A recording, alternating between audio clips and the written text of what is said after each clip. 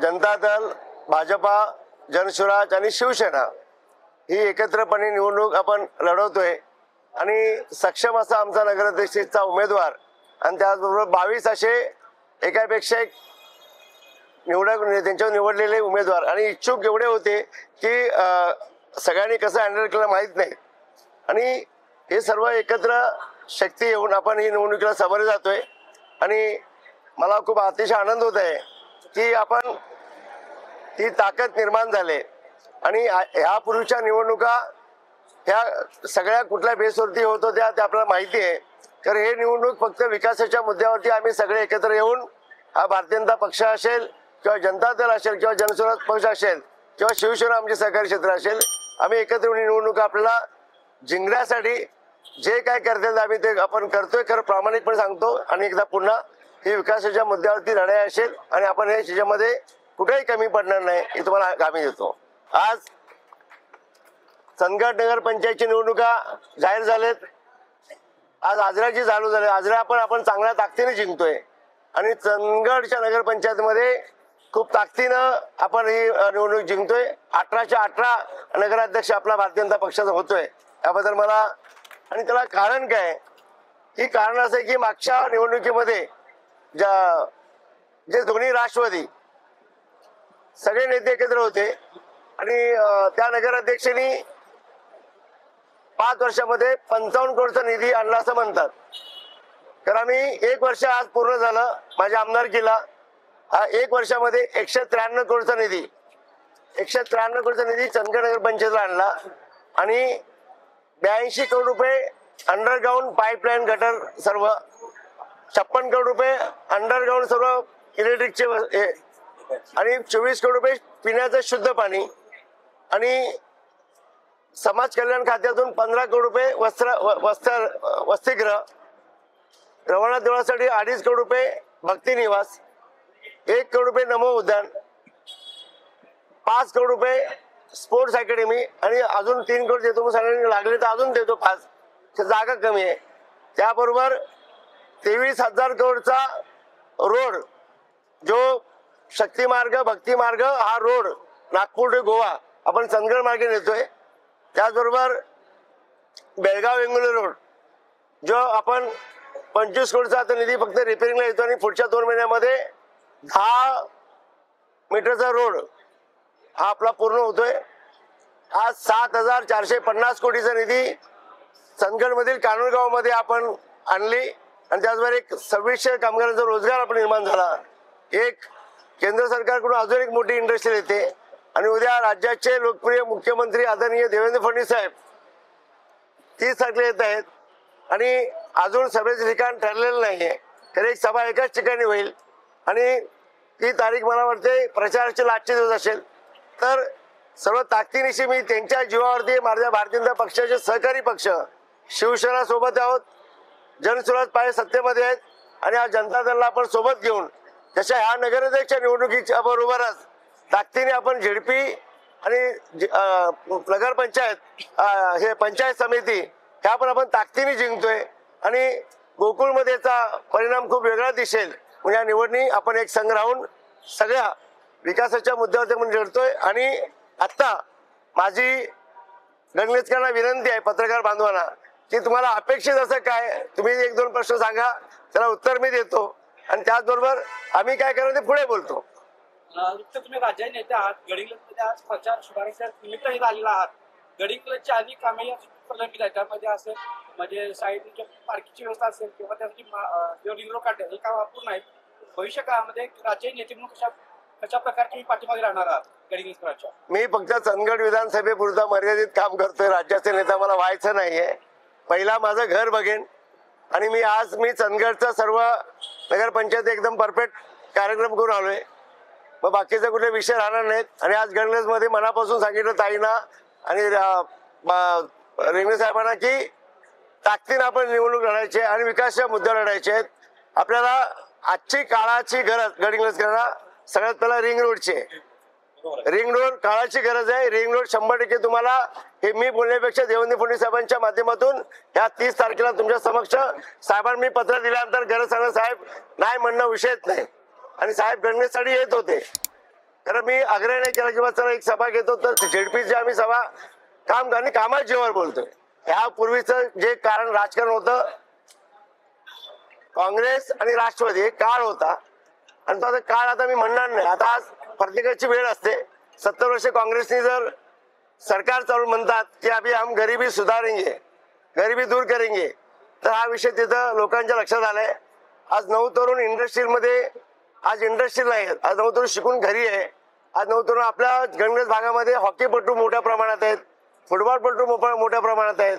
आज आपल्याकडे जागा नाहीये ना, तर तुम्ही सांगा की भविष्यात तुम्ही सांगाल तर एक 25 करोडचा स्पोर्ट्स अकॅडमी, आता जे 5 करोड आम्ही पण त्यामध्ये 5 करोड त्यामध्ये दिलेत, तर उद्या मी ताईंना तेच विचारलं, एक 25 करोडची 10 एकर मध्ये स्पोर्ट्स अकॅडमी जर तुमच्या नगर जागा असेल तर कुठे जागा घ्या. 25-30 करोड आणि 30 करोडची गडिंग्लजला खूप गरज आहे, 9 तरुणांना खूपच गरज आहे. म्हणून 25-30 करोडची स्पोर्ट्स अकॅडमी असेल तर हॉकीचं मैदान, फुटबॉलचं मैदान, क्रिकेटचं मैदान, कबड्डीपटू, कुस्तीपटू एका त्या अकॅडमी तयार होतील. माझं स्वप्न आहे की भाग कुठलाही असू दे, प्रत्येक भागातले युवांना एक संधी द्यायची आहे. त्याचबरोबर आपल्याला एक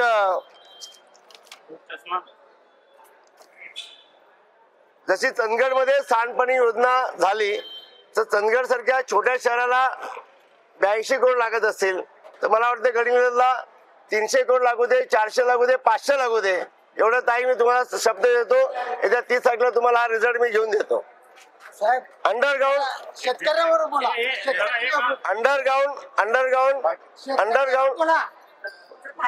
अंडरग्राउंड पाईपलाईन 100% आपण गणगत मध्ये गरज आहे, काळाची गरज आहे, आपण ते करतो. रिंग रोड तुम्हाला किती 1000 करोड लागतात ते लागू द्या, रिंग रोडची गरज आहे, याच्यामध्ये राजकारण नाहीये, विकास महत्वाचा आहे. म्हणून आपण रिंग रोड 100% आपण ताई तुम्हाला शब्द तर मी देतो आणि हा शब्द मी राज्याचे मुख्यमंत्री आदरणीय देवेंद्र फडणवीस साहेबांच्या माध्यमातून देतोय आणि हे त्यांच्या तोंडातून तुम्ही येणाऱ्या 30 तारखेला तुम्ही ते कबूल करून घ्या. त्याचबरोबर तुम्हाला अपेक्षित दुसरं काय ताई, धनकचरा व्यवस्थापन, आपल्याला जी जागा आहे ती कमी आहे, तर ही जागेसाठी आपण आपल्या हात उपलब्ध नाही.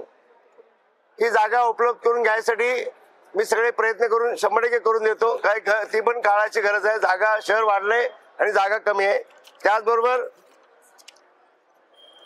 नाट्यगृह आणि सभागृह, नाट्यगृह बरोबरच आपण सभागृह तिथेच आपण ऍडजस्ट करू. जागा तुम्ही द्या ताई, मंजुरी आणून मी देतो, निधी आणून द्यायचं माझं काम आहे, मी आणून देतो तुम्हाला. याच्यासाठी एवढ्या निधीसाठी मुख्यमंत्री साहेबांना त्रास द्यायची गरज लागणार, मी स्वतः माझ्या ह्याच्यातून करून घेतो. दुसरा काही विषय,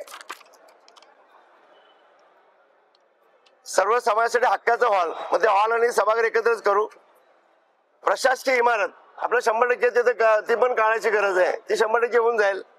मला घरकुल योजनेमध्ये खास करून बोलायचं आहे की म्हाडामधली घरं, घरकुल योजनेमध्ये तुम्ही तिघांनी बसून डिसिजन घ्या, आपल्या 1000 घरकुल पाहिजे, 2000 पाहिजे की 3000 पाहिजे, तेवढ्या योजना मी म्हाडातून स्वतःच्या ताकदीवरती साहेबांच्या माध्यमातून मी करून आणतो.